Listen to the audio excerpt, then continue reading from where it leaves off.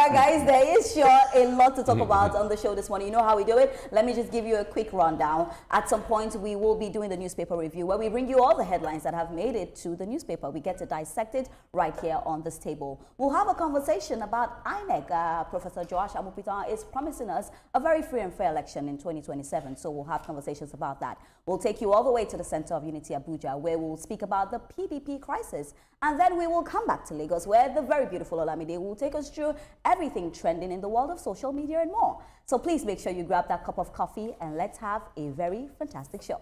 We'll start with the story where President Bola Tinubu has arrived Abu Dhabi, United Arab Emirates, to participate in the 2026 Abu Dhabi Sustainability Week Summit. Now, the president's aircraft landed at the presidential wing of the Zayed International Airport at exactly 11:30 p.m. local time, where he was received by senior UAE officials, Nigeria's Minister of Foreign Affairs, and members of the Nigerian diplomatic mission. The president arrived in Abu Dhabi from Europe, where he held high-level engagements with Rwandan President Paul Kagame and French President Emmanuel Macron. Now, the 2026 Abu Dhabi Sustainability Week, termed the Nexus of Next All System Go, bring together global leaders to advance discussions on sustainable development, climate action, energy transition, and inclusive economic growth. Now, the visit underscores Nigeria's growing role in global sustainability conversations and further strengthens diplomatic and economic relations between Nigeria and the United Arab Emirates. All right, so this is the conversation we're having this morning. You know, a very good one for Nigeria. We know that this event has been happening since 2008. And we can see that it's a long time. We're looking at 18 years. You know, it's been an event where leaders gather together. They talk about business. They talk about sustainable energy. They talk about economic growth and many more. And this is not the first time Nigeria is taking part in it. And just seeing that our president is there to have conversations, you know, concerning Nigeria. Mr. Shomi, what's your take on the president landing Abu Dhabi for this particular one-week summit? I think it's a very, very important summit. I mean, it's not just about global climate changes, which is affecting virtually every country in the whole world. You can see it. We're yet to have Harmattan in Nigeria. We should have had it, you know, right early on in December, and we're in January.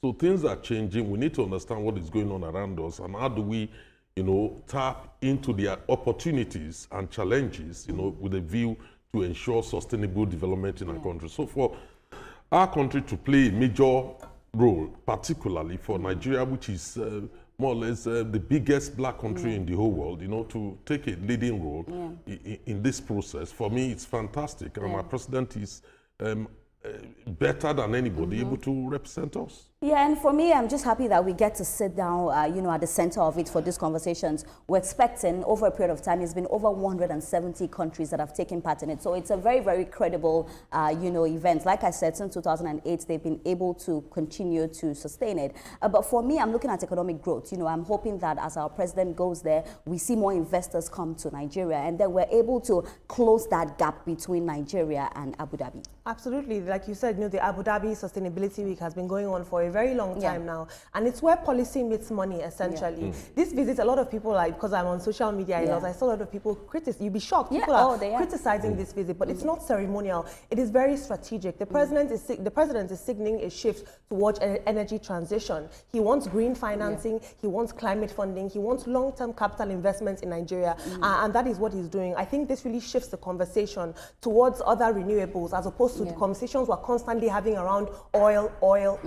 But I worry, though, about Nigeria in terms of our global climate positioning. Because we're so focused oftentimes on survival, about making ends meet, we're not living in the future. And I think our president wants to take us there. So this is wonderful to see that when people are talking about climate, like you mentioned, Mr. Biodun Shomi, about the fact that we've not seen Harmattan. Abuja right now, FCT is facing heavy climate change. We're literally feeling the Sahel heat. So it's good that we're having these conversations. It's not just about oil. We have to think green. Exactly. And oftentimes, you know, when we talk about climate, I feel like as citizens, it's like we're not there yet, so we don't understand it. So we feel like, oh, it's nothing. Because I also saw some of the comments on social media, oh, what's he going to do there? There are more important things. But I can say that that is also very important. You know, this is not the first time that the president will be traveling and they'll criticize him. I think that is expected. Once the president goes somewhere, you definitely see all those criticisms coming. But for me, I'm looking at a strategic partnership between Nigeria and Abu Dhabi. That is even what I'm looking at. I'm also looking at economic growth, because these are some of the conversations that will be had at this summit, Mr. Shomi. Yeah, there's no doubt about that. I would will always be fringe meetings between countries, one country and the other. In our own case, of course, many people will be interested in it because there are also funders and foreign direct investors that will participate in that summit. And many of them will be interested in projects, that will provide alternative to, for instance, in the area of gas, better than funding the crude oil sector and all that. There are also other opportunities, for instance, establishing industries to produce solar-powered equipment and so many other things, so which will create jobs within our own country.